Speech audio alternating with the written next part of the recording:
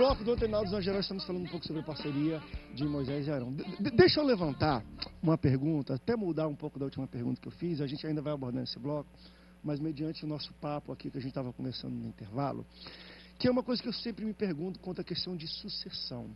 Por exemplo, e o pastor Martinho colocou aqui algumas situações que ele passou na vida dele no ministério, talvez Moisés tenha se perguntado isso, porque assim, eu já vi muito, por exemplo, um pastor que está preparando alguém, tem um vice, e em algum momento, na hora de talvez ele parar um pouco e pendurar o cajado, ele tem medo porque, será que o meu vice ou o meu sucessor vai me honrar? Será que ele vai honrar a minha família se acontecer alguma coisa comigo? Mas a minha pergunta é, às vezes não é culpa do líder. Como é que pode você estar caminhando com uma pessoa que é seu vice ou o seu sucessor e você não tem certeza? Às vezes não recai também sobre o líder. Poxa, será que eu não preparei certo? Será que eu errei em preparar uma pessoa? Tanto que eu cheguei agora no momento da minha vida que isso acontece muito na Assembleia de Deus. Pastores que estão com 90 anos no púlpito, não conseguem nem andar direito, mas tem medo. Por quê? Porque não sabe se o sucessor vai honrar. Aí, geralmente, passa para um filho porque sabe que o laço de sangue, às vezes, fala mais alto do que qualquer outra coisa. Mas não é, às vezes, também a culpa desse pastor em, poxa, eu não preparei o meu sucessor para me honrar? É um contexto, é um contexto. Quando o pastor fala que liderança você nasce com uma vocação. Isso tem que ser muito bem trabalhado, muito bem desenvolvido. E muitas vezes uma pessoa que aparentemente não tem uma vocação, no futuro ela vai desenvolver e vai despertar. Então é muito complicado. O bispo Roberto Macari, fundador da vida, dizia o seguinte: o cara era muitas vezes falou, excelente diácono, foi um péssimo pastor.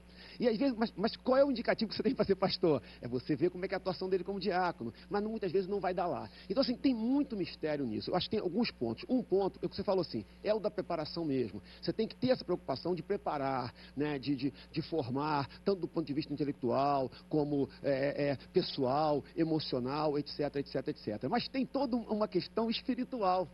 E essa questão espiritual é que é fundamental. E aí é a voz do Papai do Céu. Uma coisa que traz muito paz ao meu coração, quando eu penso nisso, porque isso me incomoda também, a gente ama a igreja, e a gente se preocupa com o que vai acontecer com a igreja, e etc, etc. É a questão de se a noiva é do noivo. A noiva é do noivo. Então, assim, eu realmente creio que o Papai do Céu, de alguma maneira, vai colocar as coisas no seu devido lugar. Claro que a gente tem que estar atento a isso e fazer a nossa parte. Mas se eu não tiver a consciência de que a noiva é do noivo, e isso, André, eu vou falar por mim, não falo por ninguém. É muito fácil de você perder. A maioria dos pastores começaram do nada. Viram a igreja crescer. E você vai confundindo um pouco a vida da igreja com a sua vida pessoal.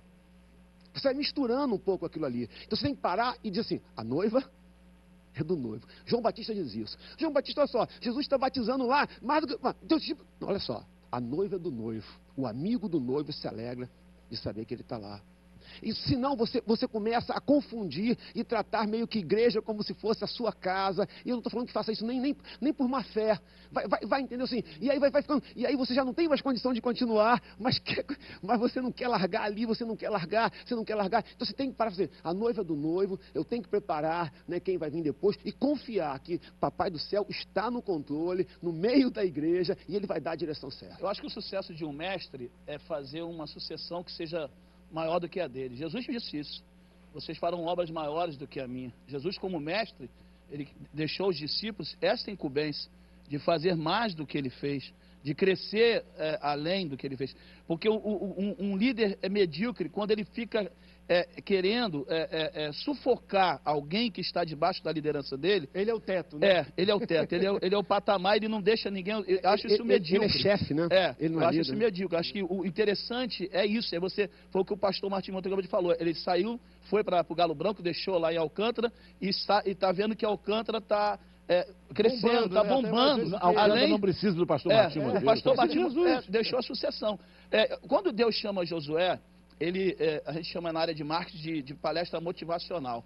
Então Deus chama Josué e faz um aspecto motivacional com ele. Primeiro, ele mostra as dificuldades que Josué teria. Ele fala, Josué, a situação está o seguinte, ó, Moisés morreu, meu irmão. Você agora é o sucessor. Tem um povo lá rebelde, um povo terrível, um povo murmurador. E você, eu tenho uma notícia ruim para você. Tenho duas notícias, uma boa e uma ruim. A ruim é que você vai ser o líder. Mas a boa é o seguinte, tão somente esforço, tem de bom ânimo, que eu te ajudarei. E faça conforme Moisés. Assim como eu fui com Moisés, serei contigo. Aí fechou. Aí, meu irmão, aí não tem motivação melhor do que essa. Deus dizendo para mim, eu sou contigo.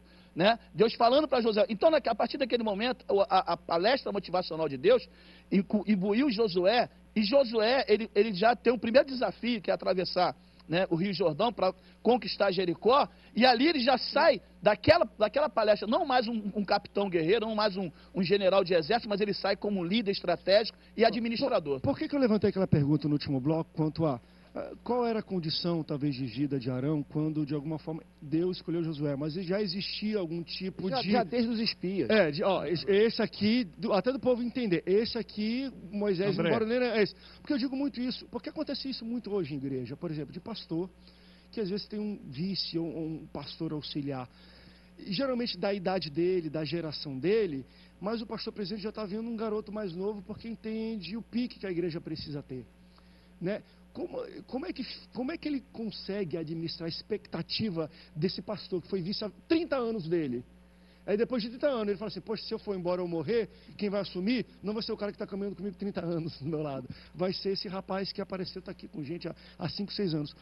Como é que administra André, isso? Com Josué e Moisés, quando Moisés subia ao monte, Josué ficava no pé do monte. Josué, o cara ficava entre Moisés... Desde o início, bem desde garoto. Desde o início. Ele sobe, o garoto, ele fica ali na pedrinha, vai subir, tio. O tio subia, Moisés, ele ficava ali. Ele ficava ali. E lá no meio do povo, o irmão dele, Arão, cuidava lá.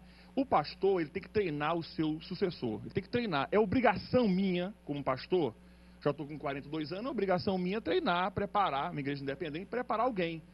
Mas quem vai escolher não sou eu, é o Senhor. O pastor Níger falou muito bem que a noiva é do Senhor, não minha. Você vai preparar. Agora, a grande questão é o seguinte, você nunca vai colocar um líder na sua igreja, o pastor Martinho falou muito bem aqui, você não vai conseguir colocar um líder que será o perfil que você quer. Não existe esse homem que vai acertar e nem pode só ser se for um robô. Agora, não pode só ser se for um robô. Eu queria não tentar pode ser responder por isso. consideração, não é tempo de carteira. Isso, eu tenho 30 anos porque aqui. isso acontece muito, mas tem muito ele é pastor soberania de gente. Deus. Poxa, esse cara está caminhando comigo há 30 E anos, daí? mas eu não estou pensando... Olha Assim, só, mas tem pastor até que está assim. Mas olha só, Se a mas obra eu não vai estou sofrer, pensando nele. se a obra vai Mas sofrer... é fundamental dizer o seguinte, Josué foi testado e aprovado. Isso aí. Que a Bíblia diz isso. A diferença Até a Testado parte e quando ele aprovado. começa a ter ciúme, o Moisés dá um puxão de orelha Quando nele. vai, olha só, vão 12 espias, 12 espiões para olhar a terra prometida, né? Lá em Cádiz Barneia. Ali é um teste fundamental. Ele não acompanha a maioria. Quem é que fica, mantém, quase que é morto pelo povo? Josué e Caleb. E não foram 12 espiões, foram 12 príncipes, os caras que tinham liderança. Então, veja como ali ele está sendo testado e aprovado. Ele não cai de paraquedas. E ali ele não tem a promessa, ele não faz isso por causa da promessa. Ele não é uma escolha monocrática, ditatorial, despótica. O povo já... Querido, claro que o povo reconhecia E isso. uma coisa interessante é o seguinte, esse acompanhamento, ele acompanha Moisés. Ele está acompanhando Moisés, ele tinha mais ou menos 16 para 17 anos, ele já está acompanhando Moisés. Depois, ele continua andando, servindo, e ele era servo. A chamada é Josué, servo de Moisés. Deus se dirige a ele. Deus vê o coração dele. Quando ele sente aquele ciúme, embora Moisés faça uma interpretação, ele diz assim, você sente ciúme por mim? Não era.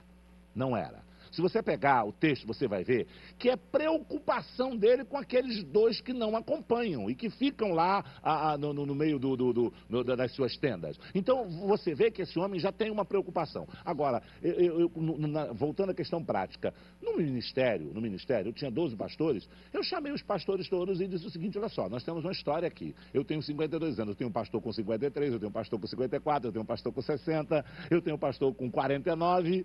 E eu tenho um com 38.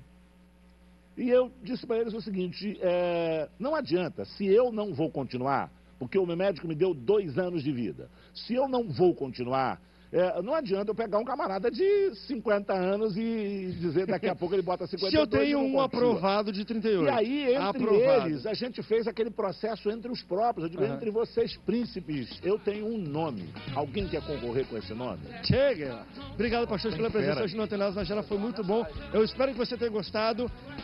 Fera demais. Foi muito bom, muito conteúdo. Obrigado pela sua audiência. Deus te abençoe. Até o próximo Antenados na Geral. Tchau, tchau. A vista do céu, não desce, a pega, não pare. sound.